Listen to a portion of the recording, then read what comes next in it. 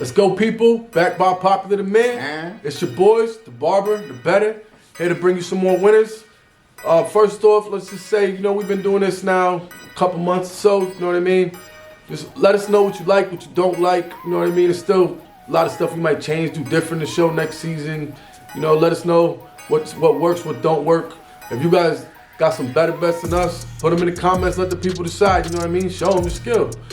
But after that, man, one other thing before we get into the games is what everybody's talking about, right? Is what the fuck is going on with these drones over Jersey, Connecticut? They coming. That's crazy, right? Like, I know this is a sports show, but we was talking about that shit for like an hour. We was watching videos and shit. This shit bugged the fuck out, right? Like, that's crazy. Like, you got the drones coming out the water, and then you got the Congress. They doing the show, and they saying like they're telling you that it's not us, it's not another country, and that it's man-made. You know what I mean? It's man-controlled. So now you're saying that a person is driving these things that they don't know who it is, right? Like, it's not another country.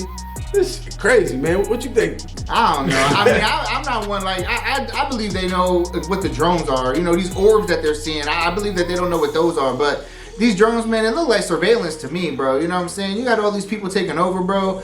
Like, I'm just one of those people that believes, like movies and television are made to develop our brains to be able to cope with certain things that we end up seeing, man. How many times do we see some movies about futuristic stuff and all of a sudden we start to recognize it in real life? Dude, there's all these things, man. We about to be living in a Hunger Games, bro. It about to be real in these streets, man. I'm telling you, bro, like, can't sleep, but it's wild out here, man. Like there's life out there, man. For people to think that we're in this huge galaxy and this things that span over billions of light years, and to think that we're the only living, breathing character, like, nah, that's naive, my G. Like, you got to get with it, man. There's life out there, bro, and they've been here. And ain't nobody shooting them down, right? Nah, man. How nobody shooting them shits down? I don't know. We just seen them. They was chasing them with jets. It's crazy because you know what's gonna happen, man. It's just more reason to just raise prices on stuff, because now they got to fund a whole nother division. They're like, no, we got to raise this up because now we fighting orbs out here in this earth. So I don't know, man. It's crazy, but stay aware, man, because they out here. Yo, but back to football, I came in the barbershop today with Kenneth Shit. I said, yo, Jet. I said, yo, you seen that shit about the fucking the drones? My main response was, the game should be good. They in the dome. You feel me? We still gonna have football, man. Drones or not, they can't stop this football, man. You already know that. Yo, so let's get down to the football. You see me with the Magic. I'm a Magic fan. You see me with the jersey. That's because I'm a Cowboys fan. So basically, the NFL season done with, right? So I'm trying to win this fantasy playoffs. You know what I mean? That's what my mind says. But yes, sir. But let's get into the first game. Yo, and I'm sorry. R.I.P. to anybody that had Cooper Kupp in their starting lineup, man. Because Or Stafford sold me. Stafford definitely sold me. Oh no, not Gas Stafford. Click, pow. Yo, and I got I had two on the bench, and I was like, I don't know. You know, Tua been hot lately, bro. They ain't winning like that. You know what I'm saying? I know they beat the Jets, but man, even in that game against Green Bay when they got smoked, Tua was putting up numbers. I got him in my starting lineup. I ain't gonna hold you. Yeah, that's a team too. I got a team. Me and my daughter on the same team. She went to the draft for me. She did the draft and everything. That's the team, man. She gonna be mad at me because I started with Stafford. Everything's my fault. Yeah, that's how it is when I got that with Reese. It's like every time something good happened, it's him. But every time something bad happens, Dad, why'd you leave him in the lineup? Why'd you change it? I'm like, man, you got a phone. Man. You're on the app. You can change the dudes. That's how it go, man. All right, anyway, so let's get to this first game. We got the Chicago Bears against the Minnesota Vikings. Division rivalry. The game is Minnesota laying 7, over under 44.5. Who you got in this one? I'm gonna ride with Manicure Boy and the guys, man. Only because we've seen this game already. We know what the Bears are, right? They're a team that's gonna go down early and be able to fight back in garbage time.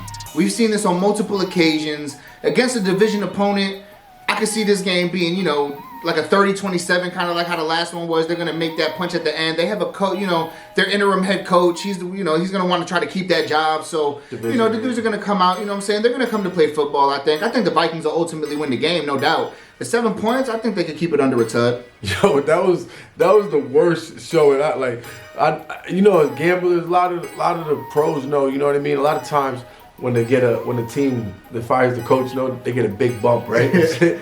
Yo, the Bears was the worst showing I've seen in years from a first-time coach. Like, there was no bump, man. The team just nosedive against the 49ers. Yo, this dude, Caleb, he's asking teammates what it's like to be a loser, bro. He's like, bro, welcome to Chicago, boy. It's crazy. Yeah, man. And then the 49ers looking that bad against the Rams only makes that loss look even worse. You know what I mean? With this new quarterback, like. Bro, Debo, usually we was talking, remember, usually when the receiver talks that talk, they usually get fed and go off. My boy he dropped a touch. Like, that was an easy one, bro. They was trying to feed him. They was. Man. So balls off a bunch off the hand paw, you know what I mean? Debo, you gotta step it up, my guy. Yeah, that was. Too much podcasting, not enough football. And then, even with saying all that, man, I gotta take the Bears with a touchdown. Division rivalry. Listen, man, I never feel good about taking my boy called a manicure boy. You know what I mean? I never feel good about taking nail polish Caleb, but I gotta take it, like, cause they did the same thing with when we were talking about. Remember on Thanksgiving the way they played the Lions? You know what I mean? If they keep the game close like that, and all year Minnesota has been killing people on the hook. You know what I mean? On 3.5. So you know what I mean? If you follow that trend, and the Bears, they gotta look better than they looked last week, and they gotta be. You would hope, embarrassed. So I'll take the Bears with the 7. I think Minnesota on the money line, though. We got the doubleheader Monday night this week, and for the next game, we got the Atlanta Falcons heading down to Vegas to play the Raiders. The Falcons and Kirko are favored by 4.5. Who you liking this one? Man, why you boys get so soft, my boy? Like, we were just talking about Caleb, my bad. People watching, you can't whisper to me, nigga. You know what I mean? I forgot. Yo, all right. My bad, man. So I got Atlanta, man. Kirko Chains, man. It's more of a play against, you know what I mean, the Raiders. The Raiders is Desmond Ridder, like. Desmond Ritter's trash, bro. And not for nothing, though, but Desmond Ritter's going to try to play his ass off on this game. He's going to try. He hates Atlanta. Atlanta, he feel like did him dirty. Remember, he started like half the season last year for them, you know what I mean? And they couldn't even get a job. So Desmond Ridder is good. Like, he's like not bad when they do the play action, you know what I mean? When they do some of the run pass options, the RPOs, he's all right with that, but he's not winning no games with his arms, so I gotta just take Kirko Chains in them. And then if Kirko Chains in them get up to a lead, especially, like if they get a touchdown or so, then it's gonna be a wrap. Desmond Ritter's arm is gonna bring him back in the game. So, but you might be able to take like Desmond Ritter rushing when them lines come out. I think it's also play the under heavy in this game because, like I said, Ritter's not gonna be able to put up a lot of points. And the Raiders also said, man, we was talking before. What's his name? The head coach. The Raiders. He said that he's going to play more of the 12-man personnel. So he wants to play more 2 tight ends because he got Mayer back this week. So that's just going to lead to, again, just trying to control the clock, just trying not to let Kirko Chains and them go crazy on him. So that's what I think. I'll take them to cover. What you think? I'm going to actually rock with the Raiders on this one. And actually, to your point, because they're going to be running that 12 personnel, they want to run the ball, they want to control the clock, and because Kirko has literally played for the other team in his last 3-4 matchups, I really like the under, but 4.5 points, I'm going to take the Raiders to cover that. I'm going to take them to keep it that close. And really, it's as simple as that. I think the Falcons are just playing really bad football right now. They're one of those teams that's similar to the fucking Jets. They got a bunch of weapons, and it's just the quarterback is kind of hindering them. You can tell that he's still recovering from that Achilles injury, and you can tell it's in the back of his mind. When he steps into that play action, before this season, he was leading the league in touchdown passes. This year, I think he's bottom of the barrel. So you can tell that he's just not getting to the bottom of his drop. He's not able to be mobile. So I'm going to take the Raiders to keep this one close. Yeah, you think if you keep it close, they start Penix? I think they got a better chance of catching them drones. You think Penix see the field this year? This season, like if they get eliminated, if they get eliminated from playoff contention, then I think there's a chance we see him. But if there's playoff chances on the lines, I think you have to go with Kirko because regardless of his ability, you can't teach experience. But in that division, they're probably going to be fighting to the end for the division, so they should more be than likely. You know what I It mean? depends on what Tampa Bay does this week. If Tampa Bay loses to the Chargers, it's a different conversation. You know what I'm saying? But if Tampa Bay keeps winning, you know, Atlanta, especially if Atlanta messes around and loses this week, because it's not Atlanta. They might get upset. I'm not saying they're going to win again. I think they will ultimately win this game, no question. But Kirko is that dude that will throw that costly pick at the end of the game and ruin it for everybody. Nah, he not. Hey, Kirk Cousins is trash. That's not why I'm picking him. It's just because Desmond Ritter's more trash. Like, we be talking, you know what I mean? There's levels to this. Like, and the Raiders is just, they're just throwing guys out there. Like, that running back, he's been playing decent. I forgot his name. Abdullah. But no, not Abdullah. He's not even. Oh, he's not even playing no more? No, it's the other one. Man, I can't think of it on top of my head now. But the other running back, he it's like Precious something. I forgot his name. You know why you don't know? Because you're not in fantasy no more. That's why you ain't worried about picking up some guys like that, right? Man, nah, you ain't worried about picking up them dudes. No, for real. We in playoffs in one, but it's a family. It's a 10-man league too. It's cheating. It's not even. But no, that league. But that guy, he's been doing all right, like for fantasy. But the Raiders don't really got nobody left or out there to put. You know what I mean? We were just talking earlier. I can only name Max Crosby on their defense. I literally can't name another Raiders defensive player.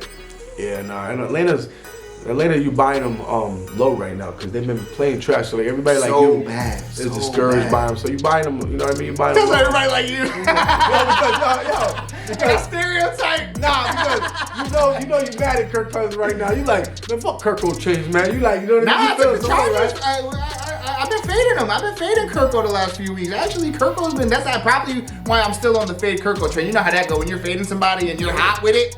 You keep rolling until that shit blows up, and this might be that money keep coming in, right? You know what I mean? Yes, sir. That's it, man.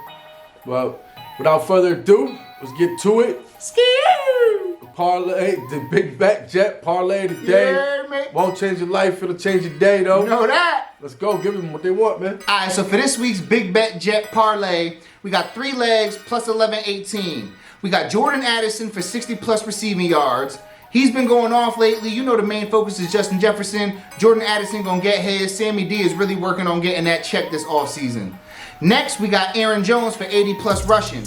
The last time he played Chicago, he ran for over 100. This should be easy money. The Chicago Bears are ranked 26 against the run. They're gonna be feeding them.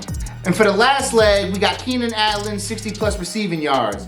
Manicure Boy got to throw the ball to somebody, and DJ Moore has become the main focus. So I'm going to go with Keenan Allen and dink and dunk, get them 10-yard receptions. He should be able to lock that in. He went off last time they played Minnesota too. So that's 3 legs, plus 11-18. Let's lock it in, and let's get this money, baby. And for the play today, one simple thing. In the Atlanta Raiders game, we got under 22.5 first half. Easy money, lock it up, thank me tomorrow. You ain't even gotta watch the second half. And for the parlay today, plus 250, we got Minnesota Vikings money line, we got the Atlanta Falcons money line, and then the Atlanta Falcons game under 45.5. Those 3 legs bring you 250, lock it up, thank me tomorrow. Appreciate y'all for tuning in. If you want those daily plays, remember to follow us on all social media platforms. Only gamble what you can afford to lose. Never chase your losses. Remember to like, comment, subscribe. And as always, thank me tomorrow.